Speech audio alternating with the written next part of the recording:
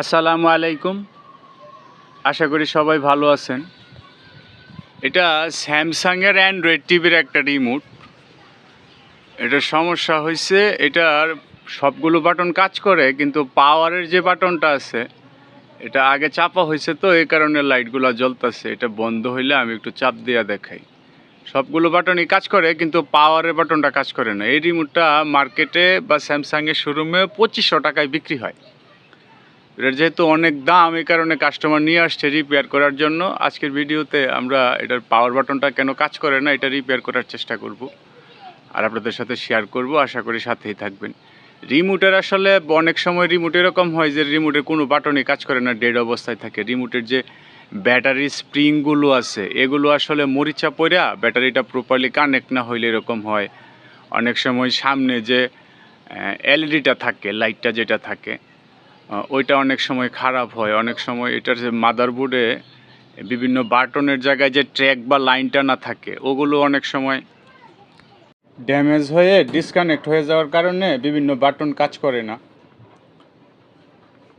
তো আমাদের এটা খোলা হয়েছে, এটা আমরা স্রেফ পাওয়ারের বাটনটাই দেখবো। এটার উপরে বেশ, পাওয়ারের বাটনটার উপরে বেশ ময়লা আছে। আবার অনেক সময় এরকম হয় যে এটা রিমোটের ভিতরে আসলে ওই বাটনের এখানে এক ধরনের কালো কার্বন দেওয়া থাকে।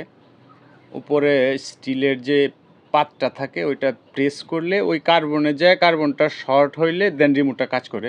অনেক সময় চাপতে চাপতে বাটনের নিচে যে কার্বনগুলো থাকে এগুলো ক্ষয় হয়ে যায় দীর্ঘদিন ইউজ করার ফলে।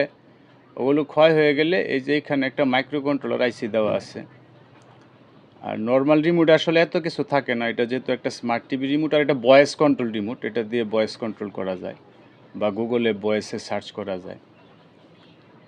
এটার পাওয়ার বাটনের উপরে যে পেপারটা আছে এই পেপারটা আমরা উঠায় নিব এবং এটা সাবধানে উঠাইতে হবে যেন নিচের যে কার্বনটা আছে, এই কালো কার্বনটা আছে ইয়াতে দেওয়া মাদারবোর্ডে লাগানো, এই যে এইটা যেন ড্যামেজ না হয়। আর স্টিলের যে পাতটা আছে এই যে এটাতে কিন্তু প্রচুর ময়লা আছে এবং এই ময়লা থাকার কারণেই কিন্তু এটা কাজ করতেছে না।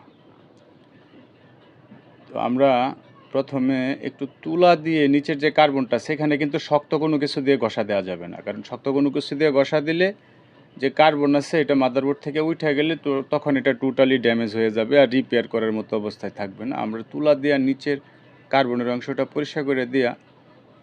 এবার এটার উপরের যে বাটনটা আছে এটা এখানে স্টিলের একটা পাত থাকে ছোট, এটারে আমরা শক্ত কিছু দিয়ে টুইজার ব্লেড বা চাকু কোনো কিছুর মাথা দিয়ে এটা ভালোভাবে ঘষে পরিষ্কার করে দিলেই আমাদের যে সমস্যা ছিল এটা সমাধান হয়ে যাওয়ার কথা। তো এবারে আমরা আবার এটা ফিটিং করে নিব। ফিটিং করে ব্যাটারি কানেক্ট করে দেখব আমাদের যে পাওয়ার অন অফের যে বাটনটা এটাই শুধু কাজ করতো না, এটা ঠিক হয়েছে কিনা। আমি যদি আপনাদের দেখাই, এটা ব্যাটারি লাগানোর পরে অবশ্য সিগন্যাল লাইট জ্বলতে শুরু করছে। এটা একটু বন্ধ হইতে দিতে হবে, কারণ এটা একবার প্রেস করলে বাটন অনেকবার লাইট জ্বলে তারপর বন্ধ হয়। এবার আমি যদি একটু পাওয়ারের বাটনটা প্রেস করি, এই যে দেখেন আমাদের যে সমস্যা ছিল এটার কিন্তু সমাধান হয়ে গেছে। রিমোট আসলে অনেক সময় এটার ভিতরে ওই যে ময়লা জমে, পরিষ্কার করা হয় না দীর্ঘদিন ইউজ করার কারণে। এই কারণে ভিতরে যে ট্র্যাক আছে এগুলো ড্যামেজ হয়ে যায়। বাটনগুলোর নিচে কার্বন পড়ে, অনেক সময় এই মাদারবোর্ডের সাথে বাটনের যে কালো কালো কার্বনগুলো থাকে এগুলো অনেক সময় হয়ে যায়,